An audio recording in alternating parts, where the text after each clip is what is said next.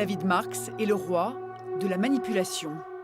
Avec lui, les tables ou les anneaux volent. Les cartes disparaissent et réapparaissent, c'est son truc.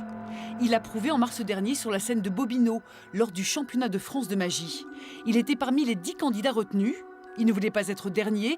Il est reparti avec la coupe et le titre. J'y croyais pas du tout. Et je mets même un peu de temps à réaliser que c'était moi qu'on appelait.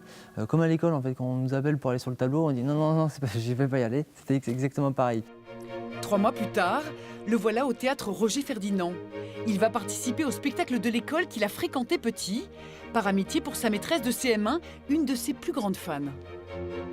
Je suis excessivement fière. Très fière.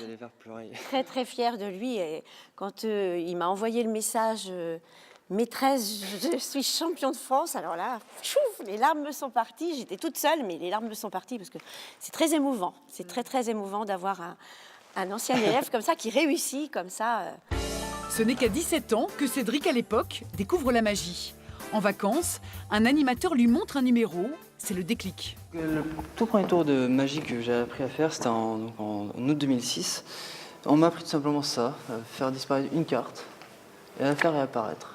Puis après, au fur et à mesure du temps, de la journée, j'ai pas arrêté, jusqu'à savoir le maîtriser le plus possible. Puis après, montrer les deux côtés de la main sans voir la carte.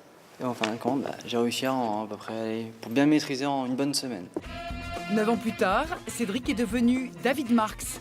Il ne vit pas encore de sa passion à plein temps, mais son titre devrait l'aider à faire décoller sa carrière.